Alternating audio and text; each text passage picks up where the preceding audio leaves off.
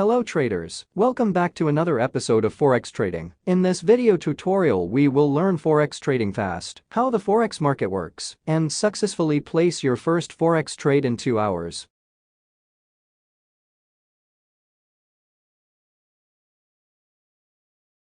Hello and welcome to the course. I'm so glad you're with us.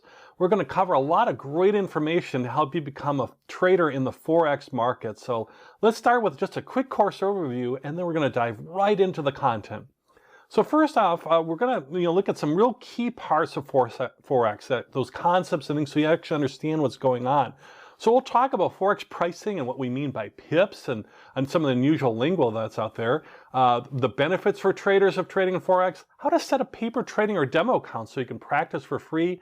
We'll look at how to evaluate and choose online brokers, so when you actually want to trade real money, how to do that in a good, safe manner. And then other big concepts like leverage, margin, what are margin calls, Forex spreads, Forex lots, a lot of stuff that's really unique to the Forex market we're going to learn about. Then we're going to get into actual trading concepts. We're going to get in deeper around things like fundamental and technical analysis that choose, which investments you want to make, whether you're buying or selling different currency pairs. Understanding where to find economic news calendars and how to use those in terms of your fundamental analysis. And using things around technical analysis, like looking at moving averages and things that might show overbought and oversold positions. We'll get into the Forex trading steps to kind of walk you through how to go from where you're at now, maybe with no knowledge or a beginner, to an expert to get you started. And then we'll get into all sorts of different types of orders, like market orders, take profit, stop loss orders. So when you're actually placing a trade, how to place that correctly. And then we'll walk through a trading example and wrap up a little bit of a trading strategy and philosophy. And then we'll leave you with the top 4 action steps to get you going so that after you complete the course, you'll be able to go out right away and start trading with Forex. Now, one thing with me, I enjoy talking about investing quite a bit. So if I get excited because I'm talking about things, a nice thing that Udemy has, you have some controls around that. You can slow me down. You can, on the left-hand side, you'll see something that says like 1x typically, and you can just click on that. And you can, slow my speed down as far as if I'm talking too fast.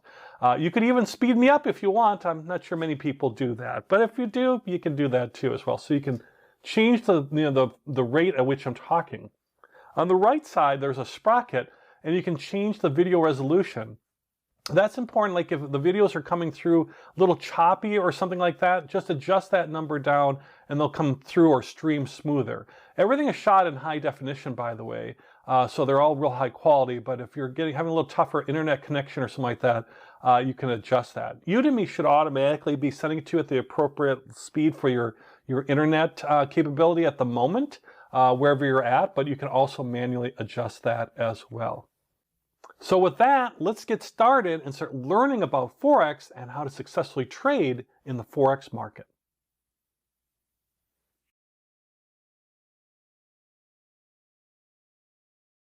Let's start by talking about kind of the big concept of foreign exchange or Forex and how to read pricing so you can get a feel for how currencies are traded and how to interpret the price.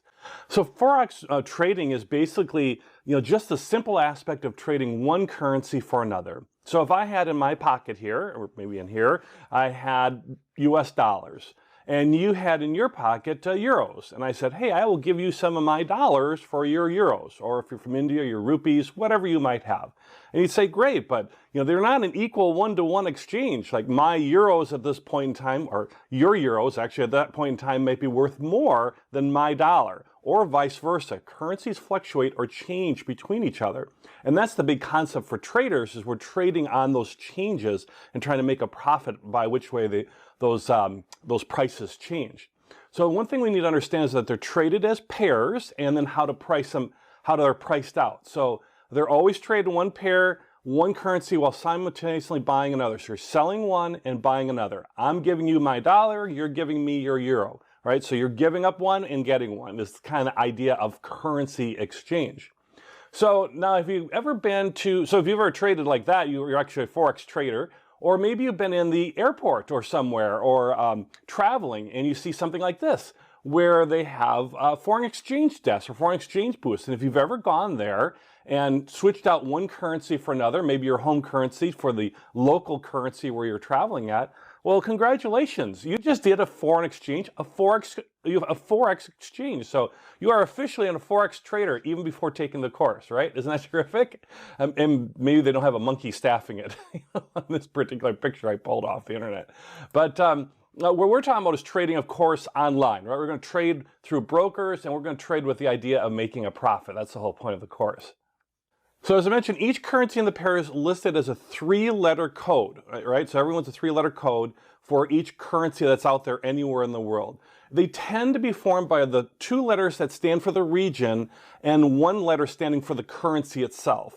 So when you look at these, you'll start to learn them too, by the way, but USD is real common. So that's United States, and then the currency is the dollar, right? Or if you had Japan, you'd have JP, Japan, and Y, yen, representing the yen, their currency. So that's how they're kind of, when you're reading those pairs or those codes, that's kind of what it means by that.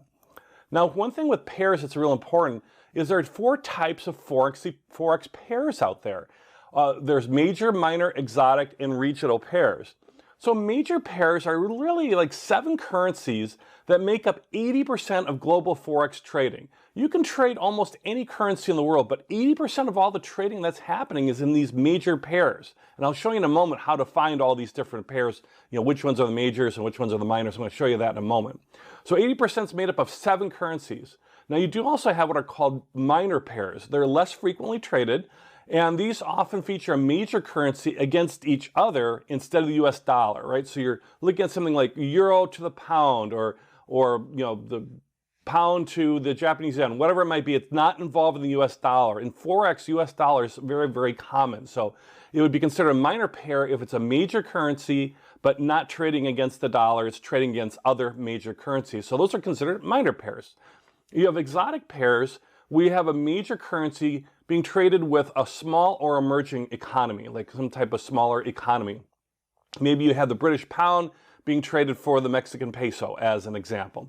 And then you have regional pairs. They're pairs that are classified by region. A couple of them that are real popular regions as far as currency trading might be like Scandinavia, where you're trading among Scandinavia, or maybe with the euro, or Australasia, Australia and New Zealand and in that area. So you have major pairs, minor pairs, exotic pairs, and regional pairs.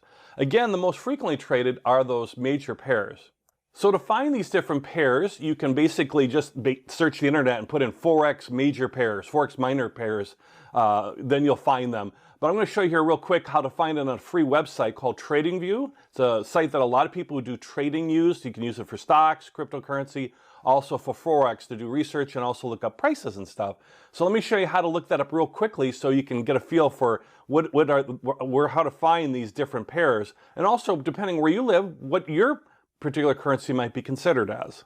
Okay, I'm over at tradingview.com here, and we'll see where we can find these listings of these currency pairs. So you just go to markets here, and you can see they give you information, lots of different markets, cryptocurrency, stocks, a lot of different things. We're going to look at currencies.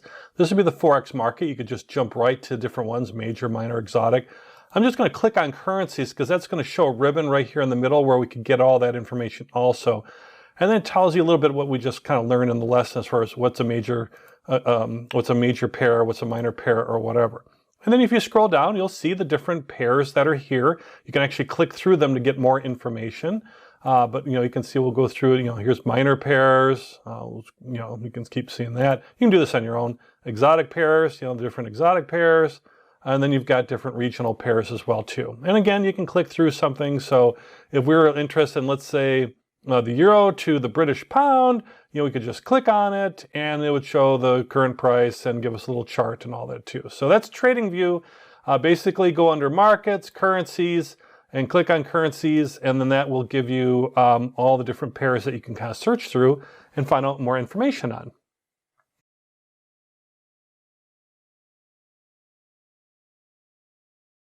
So for each currency pair, there's a price associated with it, a quote price associated with that. So let's look at that and how to understand when we're looking at pairs, what that number means, and then how we trade off of that number, whether we think the currency is going to rise in value or currencies are going to fall in value. One thing with the demonstration, currency prices change all the time, every day, every minute of the day. So don't worry about the pricing, whether it's accurate or not, just understanding the concept of how a price quote is. So it'll be fine for now. So as we mentioned, Forex markets are always quoted in pairs.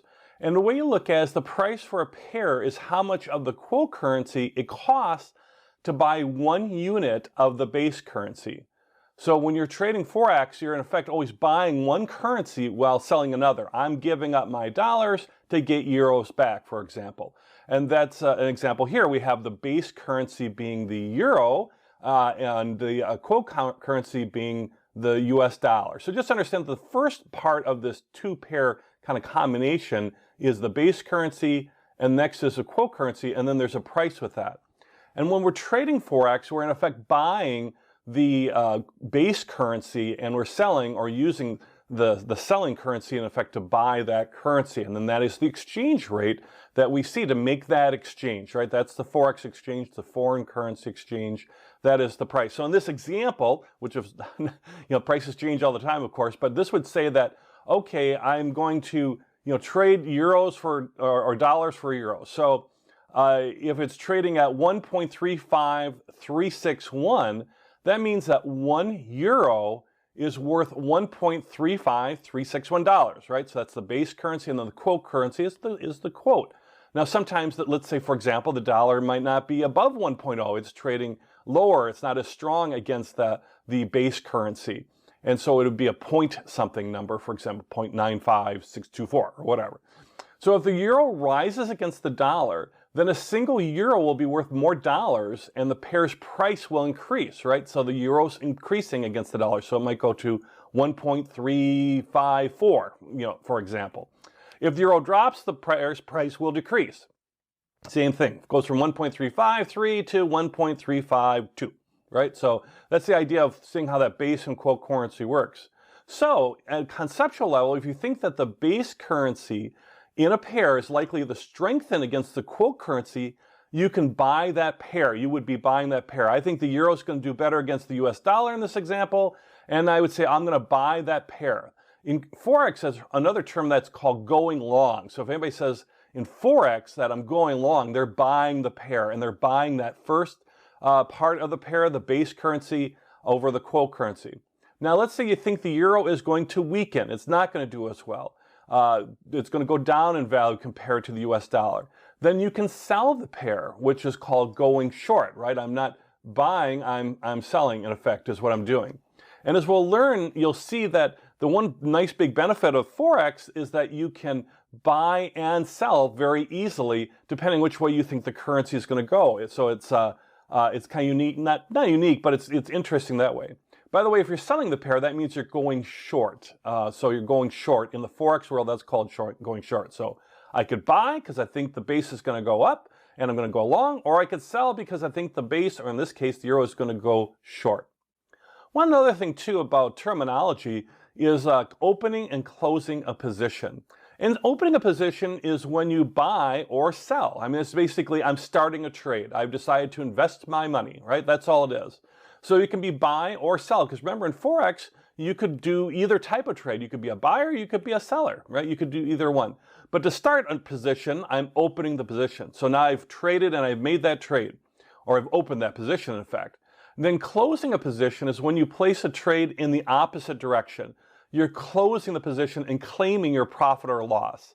Now, in reality, when you're actually using, let's say, an online broker, you don't actually have to make usually you don't have to make an actual trade in the opposite direction. They have a little button that says close position, because they know what positions you've opened, and it would basically automatically do the reverse for you. But it's when you basically close that trade or close that position, that's when you've taken your profits or experienced, unfortunately, your losses. So if you open by buying euro or US dollar, which we know buying would be going long, yep. And when it's time to take your profit or loss, you would sell or go short. The same amount, the exact same amount of euros or dollars to completely close the position. So that's basically how you understand the pricing of it and just kind of getting started with opening and closing positions. A lot more to come here, but get an idea, start working with that through your head as far as whether I'm buying or I'm selling. And you could do either one in Forex.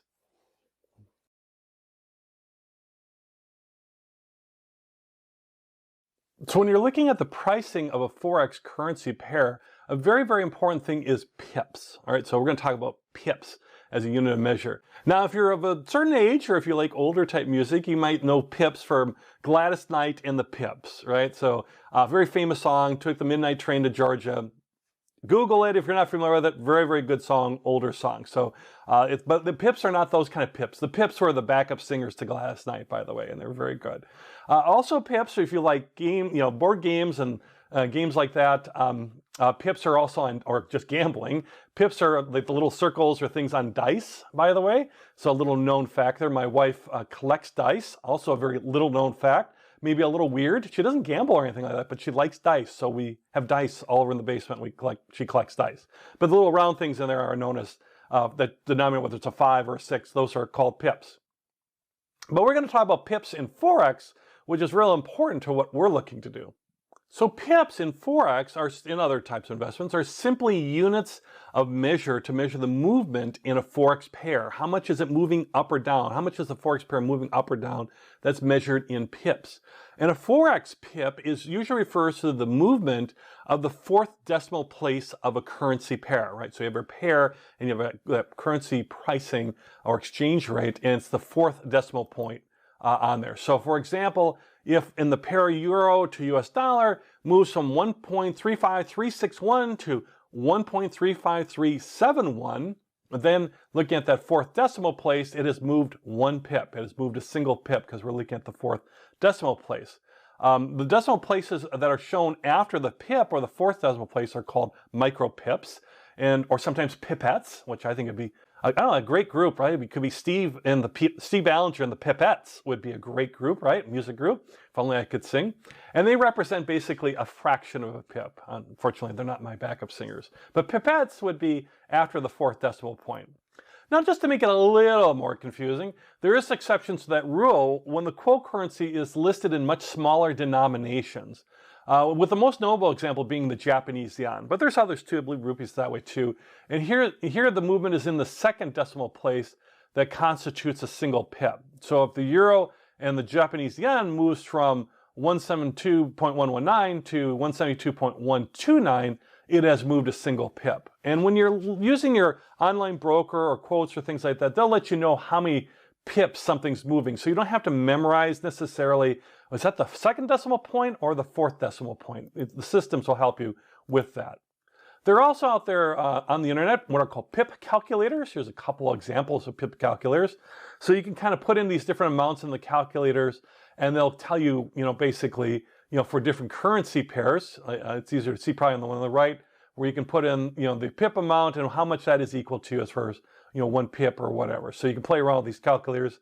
Again, when you're trading, use your paper trading or your online broker. This will become second nature. The main thing to understand is that, pips are the difference of how price moves in Forex. So if somebody says it moved a pip or it moved 100 pips or whatever pips, that's what they're talking about is the amount of the change either up or down for that Forex pair.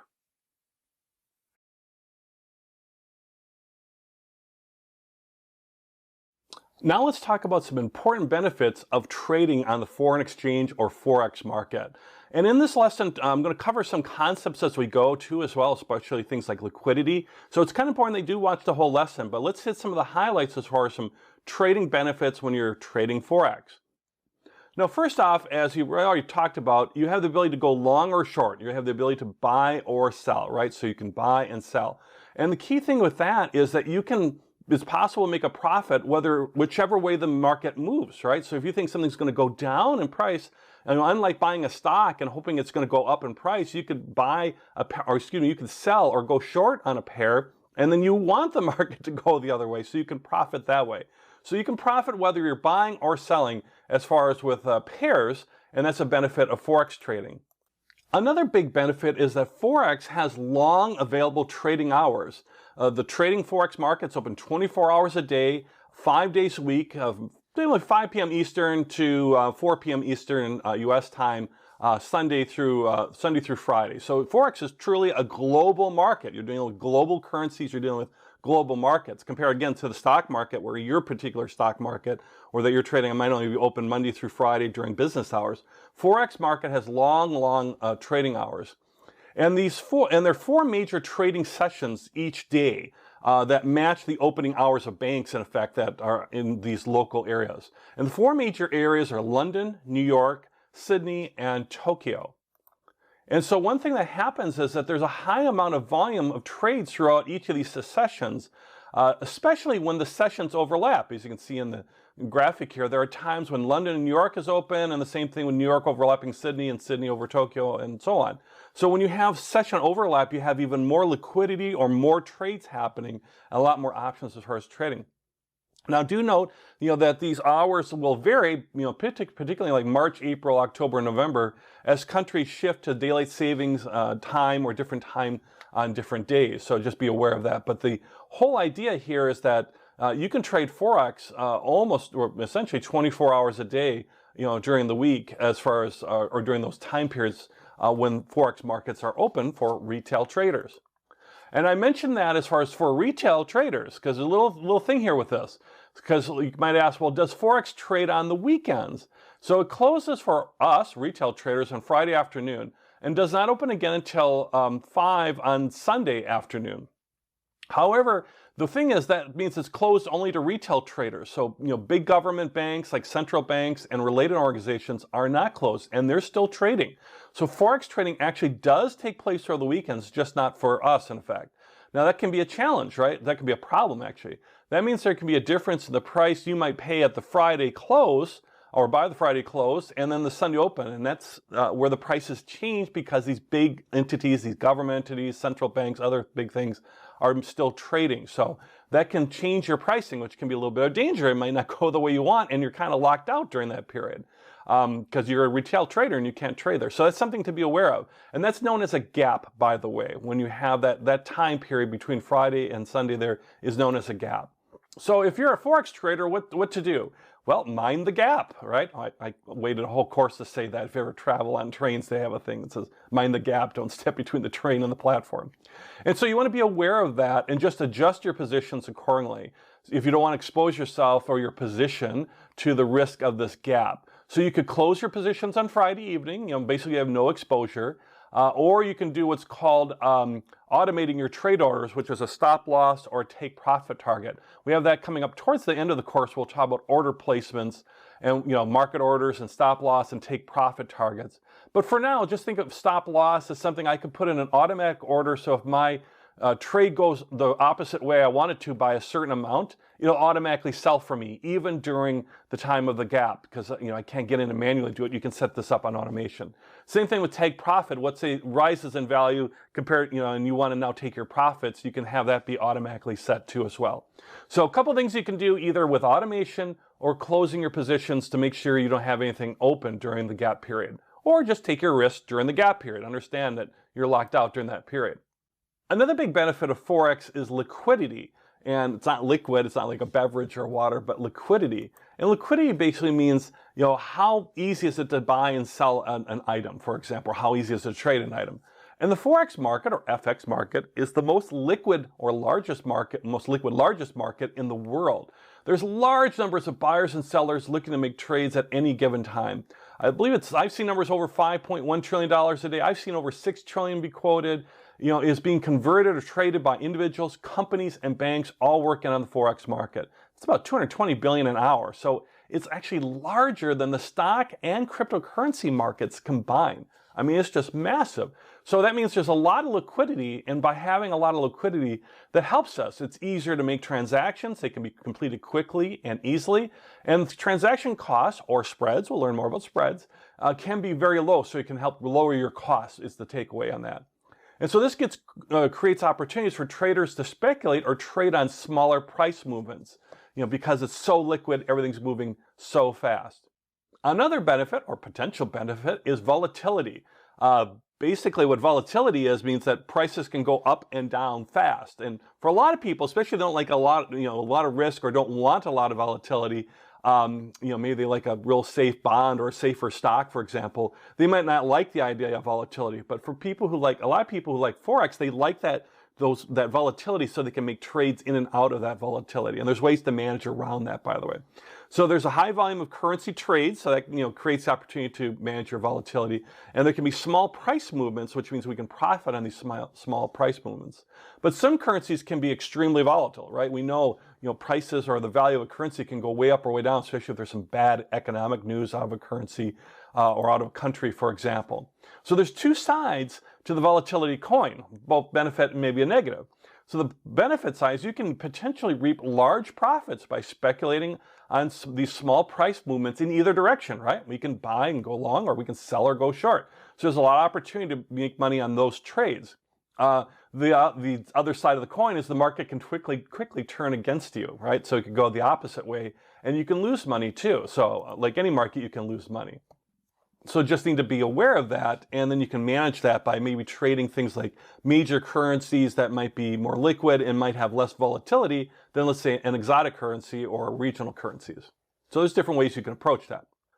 Another big benefit of trading on the Forex market is leverage. This is something a lot of people really like is leverage can make your money go further. We have whole lessons on leverage. So we're going to introduce it here, but we're going to really get in detail later.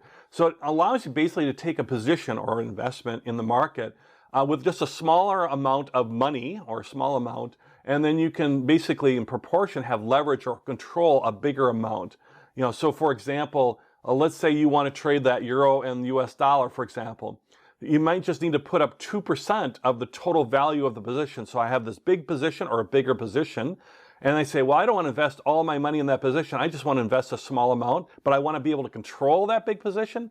You might need as low as 2, 3, 4, 5% to do that. And we'll talk about that as far as when we talk about leverage. And then that initial deposit, that 2%, is called margin. And we have whole lessons on margin too. So that's coming up, but it's a big advantage as far as a potential benefit. You don't have to do it, but if you want to, it's a way to basically invest in large amounts by using small amounts and using leverage. So that sounds interesting. Check out those lessons coming up in leverage and margin. And another big, real massive benefit is you can trade a wide range of currency pairs, not just your home country or home currency. You can trade currency pairs from all over the world. And this can be a very advantageous depending where you live. I have students in my stock courses, for example, and they live in markets. I remember one person from South Africa, and at the time the South African market was just, the whole market was doing terrible for the stock market. So he was having a hard time trading stocks in South Africa. Well, if you're having a hard time trading currency, let's say in South Africa, great. Trade currency in other parts of the world. So you don't have to trade your home currency or anything like that. You can open up to wherever you want to trade in. So that's a big advantage to be able to trade currency pairs all over the world. And that allows you to speculate on global events and the relative strength of these different major and minor economies. This is where we'll get into talk about fundamentals analysis and fundamentals training. Or you can use things like technical analysis or charting related to trends and patterns. And we're going to talk about that too coming up as well. But different ways that you can approach how you want to invest. And you can do this all from the single login of your Forex online broker, to see if they have the pairs that you're interested in, and then one spot, and you can do all this right from the comfort of your home trading Forex. Another benefit too is hedging. You can actually hedge with Forex. So yes, you can be a hedge fund manager. Well, in fact, you're being a hedge fund manager for yourself, right? So you're a hedge fund manager for yourself. And what that means, what hedging simply is, it's basically reducing risk.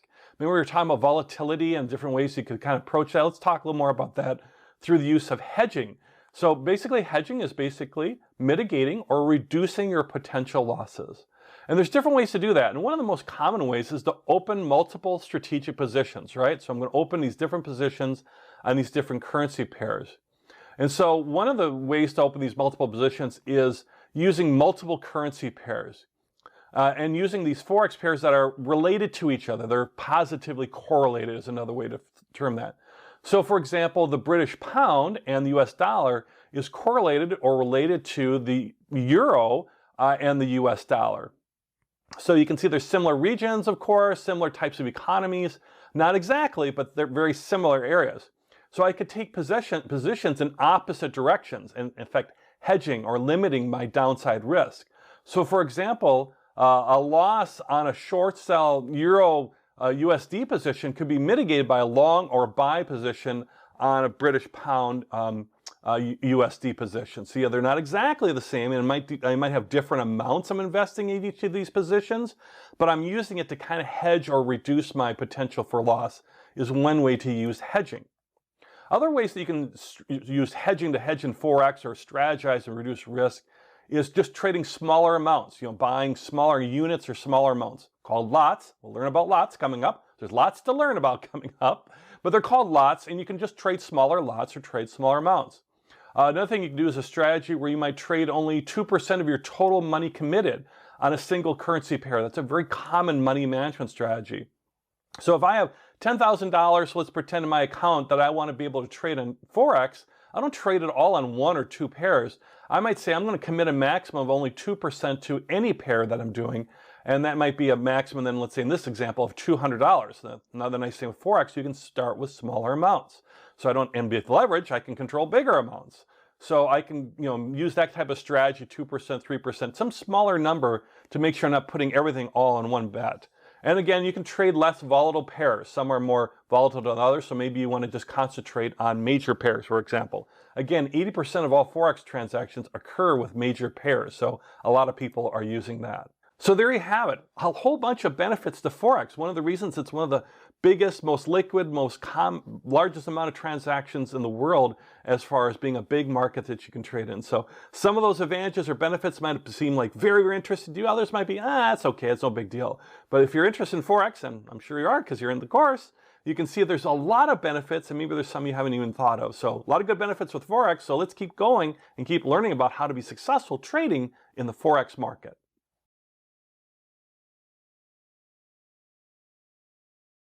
One thing I would very, very strongly recommend as a new or beginner type trader in any type of market, like stock market, for example, they have these too as well, but also in the Forex market especially, is paper trading or opening up what's called a demo account. What it does is basically you're opening up an account or using a platform, and it lets you practice for free. You're practicing with fake money, so you're not using your real dollars or euros or rupees or pounds or yens or whatever you're using. You're using fake money, and by using that fake money, you can basically practice. And it's live on their system. It's live on their platform. So you can basically do all the different types of trades, buying, selling. We'll learn about using leverage and all sorts of stuff. You can do all that kind of stuff and without having to risk any money. So as you learn through the concepts of the course, you think, I'm getting a lot of this, but maybe some of it I'm not. That's okay, because you can do paper trading and you can practice for free. A couple different ways to get started. One that's a popular one, you've seen me show some stuff, is TradingView. I like TradingView because it's absolutely free. You don't have to sign up with an online broker or something like that. You could use this free trading account from TradingView, and it works with almost all the currencies across the world. So no matter where you live, TradingView, is a good chance it's going to work for you. Now, of course, like a lot of free stuff, they pop up with lots of ads. So you have been warned. You can practice with TradingView, but you're going to see lots of ads, all right? And I'm going to show you that in a second, how to actually set that up. Otherwise, you can use a Forex broker or an online broker. When you get to that point where you might actually someday start trading in real money, they all have, almost all of them, I would say, certainly a reputable one's going to have a paper trading or demo account that you can start with before you start investing with your own real money. And you think about, well, why would they want to do that? Why would they want to let you trade for free? Well, it's pretty simple. They want you to become a more comfortable and better trader, for one. And two, it gets you used to using their platform. So if you've heard of a platform or you've seen something that interests you and you want to try them out, well, open up a paper trader or demo account and you can try out their platform essentially for free, right? So that's a great way to do that. Otherwise, start with TradingView. So let's take a look at that as far as real quickly how to find, it's pretty easy, but I want to show you real quick how to set up the TradingView one. And then if you go to any online broker, they're going to, show you how to do that pretty easily on their site too. Okay, I'm at TradingView here, tradingview.com, as far as a free paper trading thing you can use without having to use an online broker just to kind of practice with. And so what we're going to do is to set up your paper trading, you want to go on down here to markets. As we saw, the paper TradingView has lots of different markets, and you can actually paper trade with all these markets. So let's say we're going to go into currencies, though, just as a quick way to go. and then we can see all our different pairs that we learned about, and then we just need to, pick a pair. So let's say we're going to let's pick something a little different here. Let's euro to New Zealand dollar, right? So let's say we click on that just to get somewhere in there. And then once we're in there, that gives a little information about that particular pair. But we want to go into full featured chart. That's the main thing you're looking for, is full featured chart. So we're going to click on that. And you can see that we now have our full featured chart showing different information as far as with this pair. Don't worry about that right now. But when you come down to the bottom here where it says paper trading, that's where you can open a paper trading panel or open a paper trading account, right? So, and that's where you can, basically go in here and trade different things as far as within paper trading. So, and then again, if you wanted to, let's say we wanted to buy this pair. So that's sell, that's buy. We could click here. Let's say we would buy 1,000 units. We're going to learn all about how this works, but once we place that order, then it will show up in our paper trading. See how it pops up, order this and executed. This is all fake money, by the way. So it shows that I bought euros with New Zealand dollars. Since I bought it, I'm long, not short. And we're going to learn about all these different things as far as this goes through the course. But for now, you can see how I just place a trade for free, just having fun. So with that, you can use TradingView, or if you find an online Forex broker that interests you and they have paper trading, sign up for their paper trading to get started.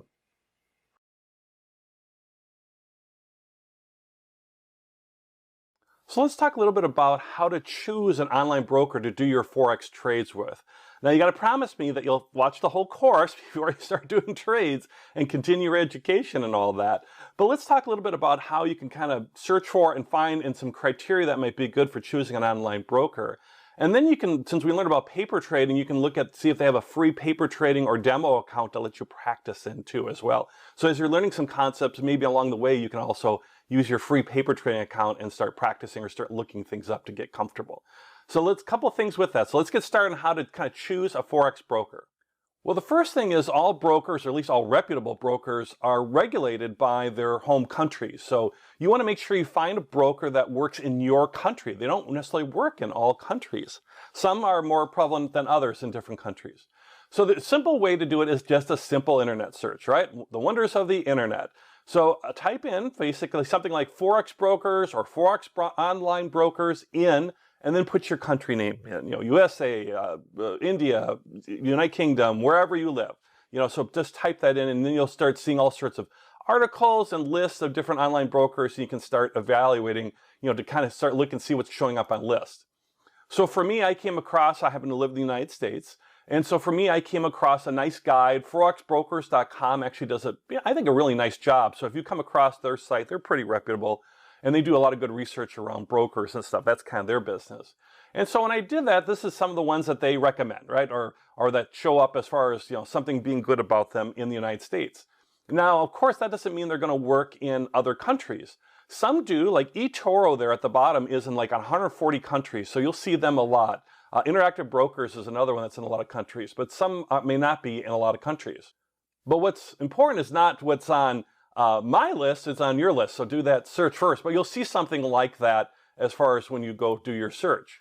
To give you a little better example, as far as some brokers by volume, so these are really big brokers across the world. Was it SaShares? I got the link there. Did some research around who's having lots of transactions, in billions of US dollars, but billions of transactions. And so you can see some of the big ones out there that are big global type guys. So if you are looking at different Forex things based on your internet search and you're wondering about reputable companies or whatever, this list will show you some that have been around a while and certainly do a lot of transactions. So there's a better chance that they're going to be pretty solid. And some are just, especially the top ones have been around forever, for example, or are very, very strong.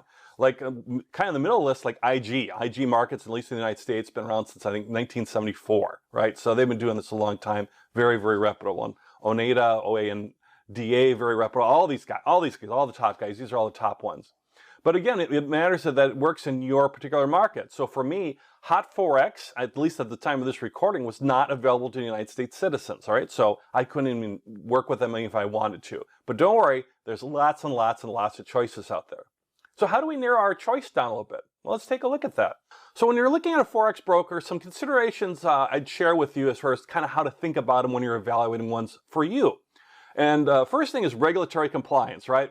By using these lists or finding the big transaction ones or however you want to, these are the ones that are, complying with regulations, that they're not some scam outfit or something like that. And a lot of them will talk about their regulatory compliance and how they are, governed under certain laws and regulations, and they might actually refer to the statutes and all sorts of stuff. So that can be very helpful. So if you're ever wondering, like somebody seems a little sketchy, I would say stay away from them. There's lots of choices out there. Next thing that's a big thing is the currency pairs that are available. You might have certain currencies right now that interest you. Particularly probably your home currency would be of interest to you. But maybe there's regional currencies or other currencies, or maybe you travel to a certain part of the world frequently and you're like, I know a lot about that part of the world because I travel to the United Kingdom, or I travel to India all the time, or I travel to the United States a lot of times. So, see what currency pairs are available. They're not always the same on every site. Every site has different amounts of currency pairs. A lot of them have a lot of currency pairs, like 50 or more. So look at the currency pairs, especially that your currency, your home currency, is available. Next is costs. And later in the course, we're going to talk about some of these cost things like spreads and Tom Next and other types of fees and miscellaneous things. But for now, just start looking at their cost page. And as you go through the course, you're going to learn about these different costs. You'll actually know what a Tom Next is. And that comes towards the end of the course. But for right now, that'll be one thing you want to look at as far as costs and understanding how that works. Also, we're going to learn about leverage and margin. So Forex, there's some advantages as far as being able to take small amounts of money to invest in effect at bigger rates. That's called, or hold on to or control bigger amounts of money. So I can start small, but control bigger. That's leverage. We've got whole lessons on leverage, whole lessons on margin coming up. But as you learn those lessons, you're going to see that there's different brokers have different leverage and margin criteria and requirements. So you'd want to be looking at that too as well. Also, you want to look at the user interface, right? And you want to make sure it makes sense, you're comfortable with it. Is it interesting to use? Does it make sense to you? Again, I can't emphasize, I guess that makes sense enough that it's really easy to use for you. Everybody's different that way. And a good way to try that or take a look at that is one, they'll show screenshots, they'll show stuff. But if you see one that looks pretty interesting, then set up just a demo or paper trading account with them. Hopefully they have that. And then you can practice with them, and then you can start seeing or maybe you got 2 or 3 that interest you. Set up different demo accounts and then choose one based off of that, in addition to all the other criteria as well. So there you go. There are some considerations for when you're looking at Forex brokers, what to kind of consider and take a look at. Again, promise me, watch through the rest of the course. But you can start learning, as you learn concepts in the course, you can start now really applying it and looking at that broker. So when I'm talking about leverage, or I'm looking at margin requirements, and I say, oh, there's a 2% margin requirement for the European USD pair, which is a lot less than this other margin requirement. And you're like, and you'll learn that concept, but then you can even go back to that online broker that might interest you and say, oh, what are they charging? What are their costs? So something to look at as you go through the course. You don't have to do this right away. In fact, I would say go through the course first, and then later you can start doing paper trading and looking at brokers for real life trading.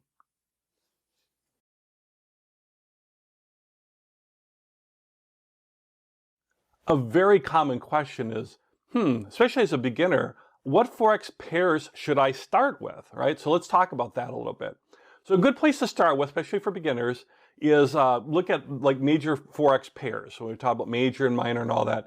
And starting with major Forex pairs gives you some advantages as a newer investor. And again, don't forget, you can always paper trade and use demo accounts to practice this before you even actually start trading with real money. So that's a good place always to start.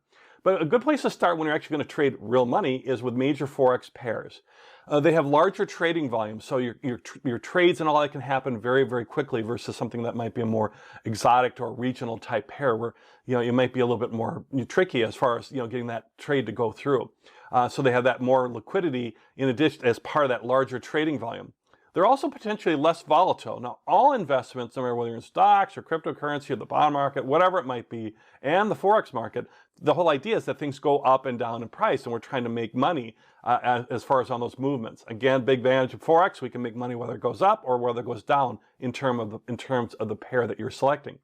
But major pairs will tend to be less volatile, a lot less volatile than other types of pairs.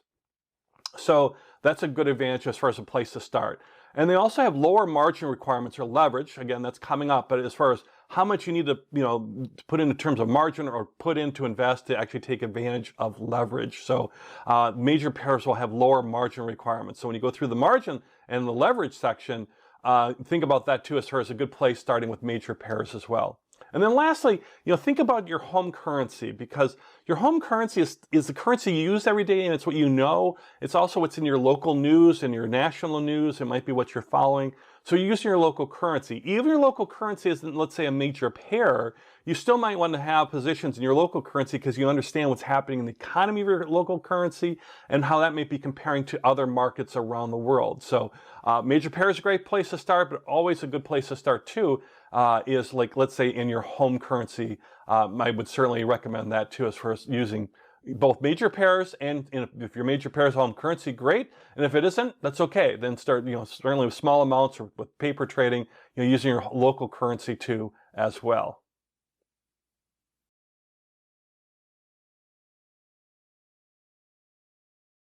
Okay, I've been hinting at this concept called leverage, right? So let's talk about leverage now in great detail. Because for many people who trade on Forex, it's the number one reason they trade Forex, because they have the ability to use leverage. So let's talk about leverage and the good parts of leverage and maybe the not so good parts about leverage. So as I mentioned, a key advantage for many people is to open a position on leverage, right? On using leverage to open a position in the Forex market. And basically what leverage allows you to do is increase your exposure to a financial market, in this case the Forex market we're talking about, without having to commit as much capital, or capital being money, right? You can get more exposure for less money. So when trading with leverage, you don't need to pay the full value of your trade up front, right? You're not investing the full amount.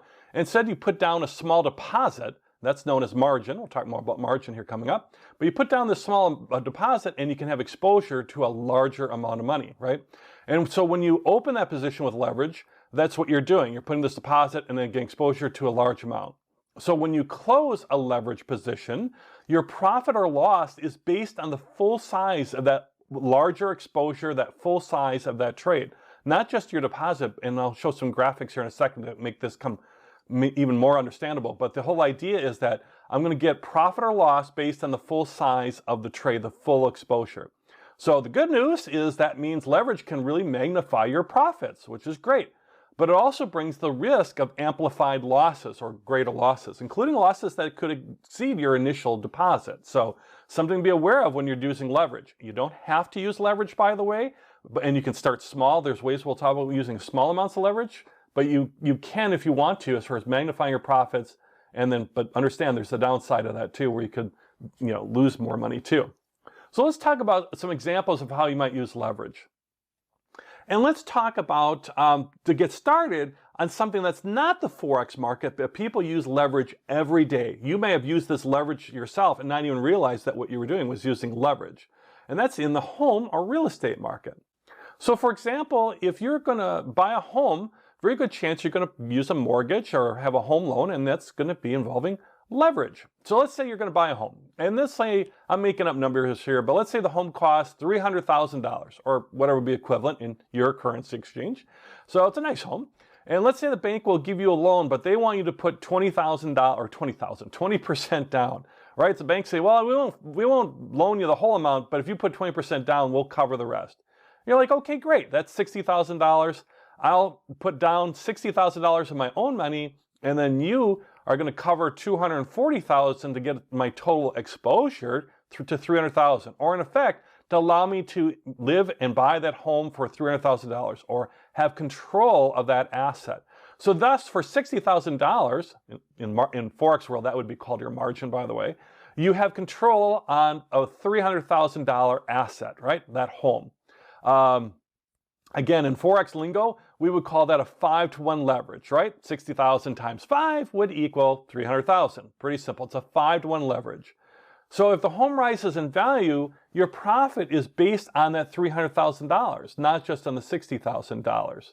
Now, there's a little bit more because of the loan, so it's a little bit different, but it's that concept I want you to understand, that you can invest in a bigger asset with a smaller amount of money. That's leverage. All right, so now we got that. Now let's apply it to Forex.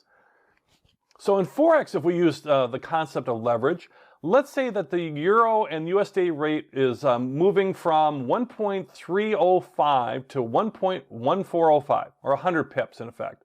And you had invested $1,000. You would have made $10 on that trade, right? So I don't have any leverage. I moved 10 pips. I make $10 on that trade. It moved 100 pips, let's say in this example. However, by using leverage of, let's say, 1 to 100, right? We had, in the home example, we had 1 to 5. Let's say this is 1 to 100. And yeah, you can get that big, actually, 1 to 100. So every $1 you invest is worth $100. So with your $1,000 of margin, I'm still investing $1,000. That's the same amount. You can actually open a position for $100,000. So in this example, your $10 profit for the same thing moving up 100 pips was magnified to $1,000. So another way to look at it is, think that once your trade is concluded, you return the loan amount, the extra amount, the leveraged amount, and you keep the resulting profit.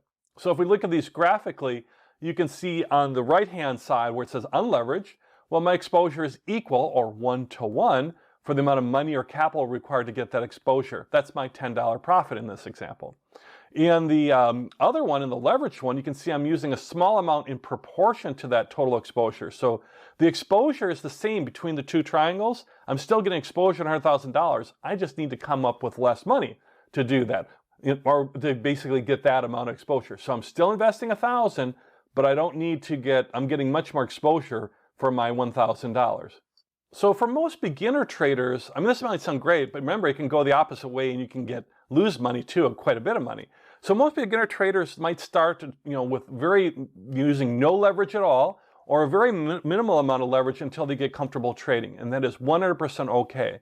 But a lot of more experienced traders, they start using more higher leverage accounts to maximize their wins and benefit from the advantages Forex has over a lot of other markets where you can easily use leverage, right? So as you move up in your experience and your success, then you might move up the leverage ladder, so to speak, and start using leverage, or start using leverage in greater amounts. So again, if we think about the benefits here, of leverage, you can have magnified profits, right? Your profits are calculated on that total value of your position, so you can make more money with less money invested. And also by investing less money, it frees up your investment money. So that can be committed to other investments, maybe other Forex investments. So that increases the amount available for investment, by the way, is known as gearing. So I'm doing a lot of gearing. I'm doing maybe instead of one investment on one pair with my full amount or a bigger amount, I might be doing 4 or 5 or 10 smaller investments by using leverage and helping to manage my risk that way, by in effect gearing. So I can magnify my profits and free up my investment money. Nice benefits, right? All right, well, there's downsides too, right? Margin can magnify losses. As well as it's going to magnify your profits, it would magnify your losses. And we'll learn about margin calls too. So if the position goes against you, it's not working out, your broker, your online broker, your provider may ask you to put up additional funds to keep open the trade because they have certain minimal amounts of that deposit, right? And that's known as a margin call. We're going to learn about margin calls here coming up. So don't worry about, we're going to have a whole lesson on it. But basically a downside is you might either need to add capital or exit your position to reduce that total exposure because it's going against you. And that's where sometimes people, if they're adding capital, they might be adding more money, and it keeps going against them. They can really magnify their losses even more. So there's an upside and a downside to really almost anything in life, and particularly for leverage. Now, another aspect of this is the leverage ratio. And leverage ratio is simply a measurement of your total exposure compared to the margin requirement, or my deposit, right?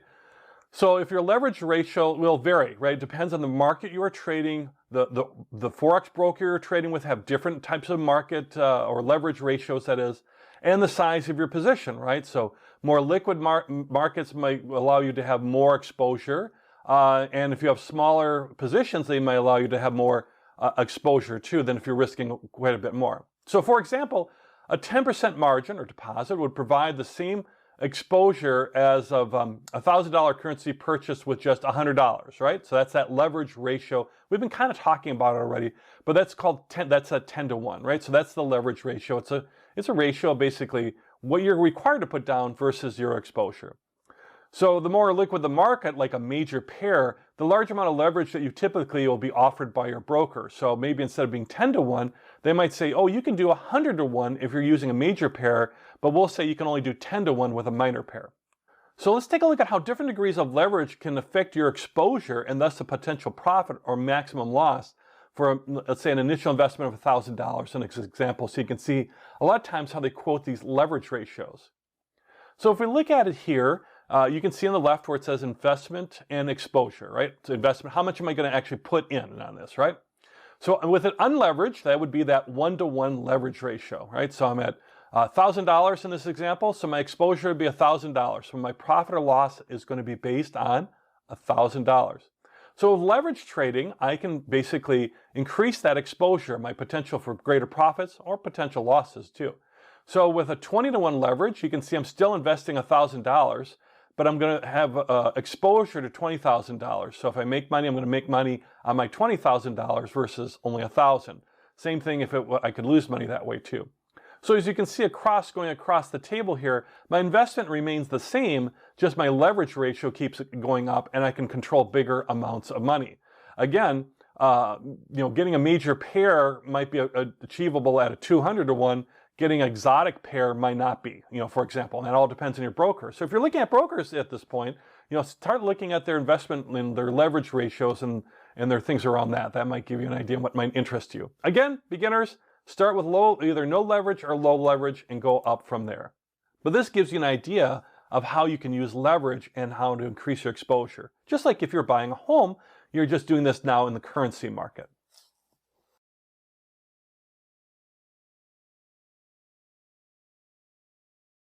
An important thing that goes with leverage is margin. So let's talk about margin. And you've heard us talk a little bit about it already, but basically margin is how much you need to deposit when you're trading with leverage. Again, you don't have to trade with leverage, but if you do, you need to put a certain amount down of your own real money, right? And then the broker will come up with the rest to give you that fuller exposure. It's essentially how it works. So when you're trading with Forex with margin, remember your margin requirement will change depending on your broker requirements. That'll be the main thing.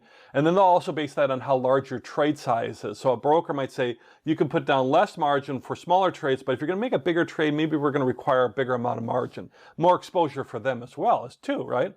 So margin is usually expressed as a percentage of the full position.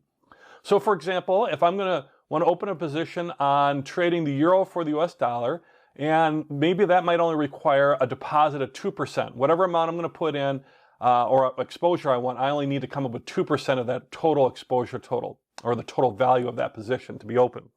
Versus, let's say, the British pound versus US dollar, that might require 5%, right? So that's a bigger requirement in terms of what I need to put down. So example, if let's say I want exposure to $10,000. I want to be exposed to $10,000 on an open position. You only need to deposit $200 to get the full exposure for the euro or USD, again, only a 2% margin requirement, versus needing $500 to get that type of exposure for a British pound to US dollar, because it's a 5% margin requirement. To give you a feel for what might be out there in terms of margin requirements, here's an example from IG, an online Forex broker. You'd want to look up your own Forex brokers as far as what they're currently quoting, because these can change too. But to give you an idea what kind of money or requirements we're talking about, let's take a look here. So for them, you can see that euro to US dollar was that 2%, the 5% for the British pound. And you can see some of the other ones like euros to Japanese yens, the Australian to the US is at 3% for Australia. 4% euro to the yen, and Swiss franc, is like at 3%. And then you can click the little link there and they would show you all the different pairs that are out there. But you can get an idea for that. In fact, I clicked through the link and give you an idea how this can really vary, is that if we were, let's say, trade a pair of euros. So let's say we are going to go long and we want to buy euros with different types of currencies. So if we want to use euros, want to buy euros, and we're betting on a pair, let's say that is euro to the Hungarian forint, well, we would need to come up with a 5% margin requirement, right? Versus at this current time, euro versus a Mexican peso, they would need 10%. So a lot more versus a 2% or even a 5%, need to come up with 10% to have that trading pair. Same thing with euro to Turkish lira, you'd come up with 12%. And if you want to trade euros for rubles, Russian rubles, at least at this point in time when I filmed this, And on IG, again, every broker can be different too. I would need to come up with 20% in effect down, or 20% deposit, or really what we're talking about here is 20% as far as a margin requirement, a margin rate. So you can see it can really vary, and that all gets back to what you want to trade and with the pairs you want to trade, and also whether you want to trade on using leverage, and that means trading on margin, or whether you don't. It's all up to you, but this will give you an idea what some of the requirements might be out there.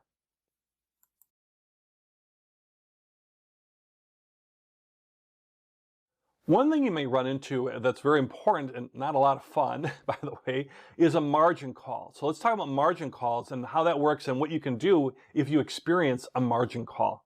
So a margin call is simply a warning that your position balance has fallen too low, right? Your trade is going against you. You bought on margin, you bought using leverage, and maybe you put 2% down, right, as part of your margin. But because it's gone the opposite way you hoped it would, you can no longer satisfy the margin requirement, right? So for example, let's say you did invest in euros to dollars. You were going to go long or buying that euro, and the trade goes against you, and it's falling below the 2% margin requirement because your overall exposure has gone down. Now you're below that 2% that you've got invested. You need to basically do something to get back to have at least 2% in on that total exposure because it's gone down. It's gone down basically. So what happens then? So you're not fulfilling your margin requirement. You do when you initially make the open the position, but then it goes against you far enough that you're getting a margin call, right? Your broker is telling you have to do something because there's a margin call, and you're not fulfilling your part of the deal, your margin requirement. So what can you do? So first off, even before that, some brokers will actually list how they handle margin calls and what their procedure is. Since we were talking about IG earlier, let's use IG, continue this example. So this from their website, could change of course, but you look it up on their site for margin calls. And what they say that if your equity drops, your position drops to 99% of margin, or your margin is not being fulfilled, that 2% we were saying there.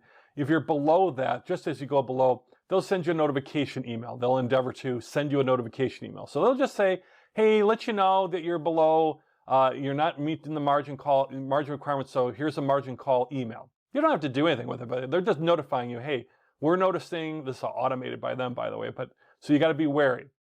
Be aware. Then if it drops down to 75% of your margin requirement, then they're going to send you a second email, right? So then it's going to get a little more serious email. It's going to get the second email out there. And then for them, if you get below 50%, then they're going to start automatically closing positions. Basically, they're going to start selling your stuff for you. And if you're below a margin requirement, you're having a margin call, that means you're selling at a loss, right? So that means they're just going to sell your stuff, closing out stuff to get you back in alignment, and you're going to basically eat that loss, and they're going to, you're going to fulfill that margin requirement. So that's a bad thing when they start automatically closing positions. And again, the brokers can set their different kind of, requirements, and they could even, change these things at a moment's notice, or something happening in the market, some unusual volatility. You could have a margin call even sooner than this, but this is the typical one, at least for this broker, IG. So let's say you start getting these margin calls. What can you do, as we were talking about earlier? So basically, you got two choices. You can either close some positions yourself, right, to get back in alignment, close some positions, or take some losses or whatever, and you need to close some positions. Or you can add funds to bring back into your margin requirements. So if your requirement was 2% and you're below the 2%, well, maybe you need to add some more money, in effect adding to your deposit, adding to your margin to get you back in alignment and get off the margin call snide, so to speak, right? Now, as you can see, that can get real dangerous, right? If things are going bad and you're starting to lose money, and you think, oh, it's going to turn around, and you keep throwing more money at it and more money at it and more money on it, when you are starting to now have at risk more actual money that you've put in there, in addition to the leverage. So at some point, you might need to close out an even bigger loss. So just to be aware of that, you can either close some positions, or you can add funds back in if you still have confidence in that trade, especially if it's just dropped a little bit. But if it starts really going bad or things don't look good, sometimes it's good just to take your losses, close your position, get out, and find something new to trade in. So that's what a margin call is. It happens to everybody, no big deal, but understanding that when you're trading on margin, there's this margin requirements, and then if you fall below the requirements, you can get a margin call. And then you got two things you can do: close some positions or add more money to that particular position that's getting the margin call on it.